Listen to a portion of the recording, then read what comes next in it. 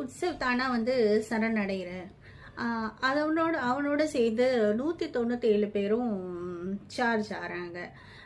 இதில் வந்து இந்த இது ரொம்ப தீவிரமாக இந்த கேஸ் வந்து இன்வெஸ்டிகேட் பண்ண ஆரம்பிக்கும் போது நிறைய பேர், அதாவது ஒரு 134 விட்னஸ் கிடைக்கிது. இதில் அவங்களுடைய அந்த அதிகார பலம் வந்து ஒரு பெரிய மைனஸாக இருக்குது இந்த மிலிட்ரிக்கு. ஏதாவது அவங்களுக்கு அகெயின்ஸ்டாக வந்து ஆட்களை வந்து திரட்டுறது ரொம்ப பெரிய ஒரு கஷ்டமான காரியமாக இருக்குது.